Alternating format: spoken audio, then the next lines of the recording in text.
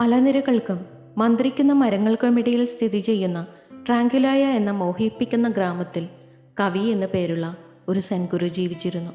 അഗാധമായ ജ്ഞാനത്തിന് പേരുകേട്ട മാസ്റ്റർ കവി ജീവിതത്തിൻ്റെ എല്ലാ തുറകളിലുമുള്ള അന്വേഷകരെ സ്വാഗതം ചെയ്തു. ഒരു ദിവസം ഐഷ എന്ന യുവ അന്വേഷിക മാറ്റത്തിനായുള്ള ആഗ്രഹവുമായി കവിയെ സമീപിച്ചു.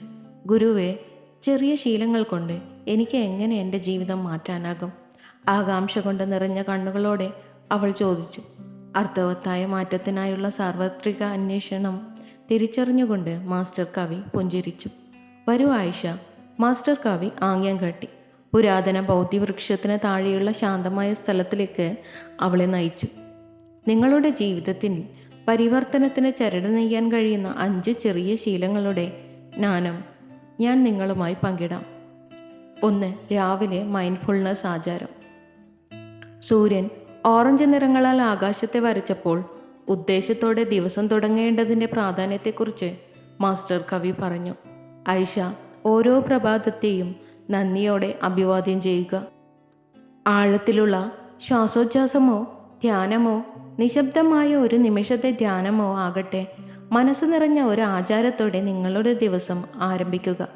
ഇത് ലക്ഷ്യങ്ങൾ നിറഞ്ഞ ഒരു ദിവസത്തിന് സ്വരം നൽകുന്നു. 2. നന്ദിയുള്ള ജേർണലിംഗ്.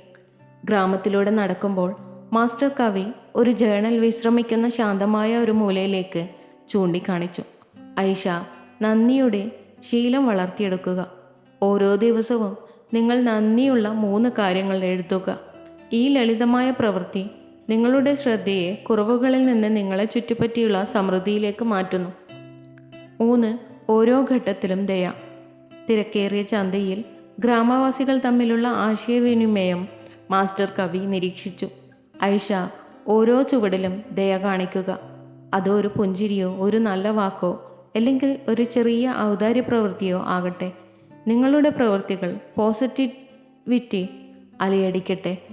ചെറിയ ആംഗ്യങ്ങൾ നിങ്ങളുടെ ജീവിതത്തെ മാത്രമല്ല നിങ്ങളുടെ ചുറ്റുമുള്ളവരുടെ ജീവിതത്തെയും മാറ്റിമറിക്കുന്ന ഒരു യോജിപ്പുള്ള അന്തരീക്ഷം സൃഷ്ടിക്കുന്നു.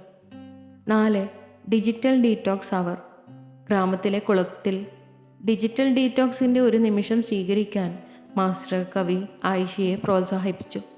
നിരന്തരമായ കണക്ടിവിറ്റിയുടെ കടലിൽ സ്ക്രീനുകളിൽ നിന്ന് വിച്ഛേദിക്കാൻ ഓരോ ദിവസവും 1 മണിക്കൂർ കണ്ടെത്തുക. പ്രകൃതിയുമായി ബന്ധപ്പെടുന്നതിനും അർത്ഥവത്തായ സംഭാഷണങ്ങൾ ഏർപ്പെടുന്നതിനും അല്ലെങ്കിൽ ഒരു ഹോബി പിന്തുടരുന്നതിനും ഈ സമയം ഉപയോഗിക്കുക. ഇത് ആത്മാവിനെ പുനരുജ്ജീവിപ്പിക്കുന്ന ഒരു ഇടവേളയാണ്. 5. രാത്രി പ്രതിഫലനം. ചന്ദ്രൻ ഗ്രാമത്തെ മൃദുലമായ പ്രഭയിൽ കൊളുപ്പിച്ചപ്പോൾ മാസ്റ്റർ കവി ആയിഷയെ കുന്നുകൾക്ക് അഭിമുഖമായുള്ള ശാന്തമായ സ്ഥലത്തിലേക്ക് നയിച്ചു. നിങ്ങൾ രാത്രിയിൽ വിരമിക്കുന്നതിന് മുമ്പ് ഐഷ രാത്രി ധ്യാനത്തിൽ ഏർപ്പെടുക. ചെറിയ വിജയങ്ങൾ, സന്തോഷത്തിൻ്റെ നിമിഷങ്ങൾ, പഠിച്ച പാഠങ്ങൾ എന്നിവ ഓർക്കുക. ഈ ശീലം പകലിനെ അടയ്ക്കുക മാത്രമല്ല, സ്വയം അവബോധവും വളർച്ചയും വളർത്തുകയും ചെയ്യുന്നു. ദിവസം കടന്നു പോകുമ്പോൾ ഐഷ ഈ ചെറിയ ശീലങ്ങളെ തുറന്ന ഹൃദയത്തോടെ സ്വീകരിച്ചു. അത് അവളുടെ ദൈനംദിന ജീവിതത്തിൻ്റെ തുണിത്തരങ്ങളിലേക്ക് നെയ്തു. മാസ്റ്റർ കവിയുടെ പഠിപ്പിക്കലുകൾ അവളുടെ പരിവർത്തനത്തിൻ്റെ യാത്രയെ നയിക്കുന്ന വിളക്കായി മാറി. ഓർക്കുക ഐഷ, തൻ്റെ കണ്ണുകൾ ചന്ദ്രപ്രകാശത്തെ പ്രതിഫലിപ്പിക്കുന്നു. ഈ ചെറിയ ശീലങ്ങളുടെ സ്ഥിരതയിലാണ് അഗാധമായ മാറ്റങ്ങൾ വേരൂന്നുന്നത്.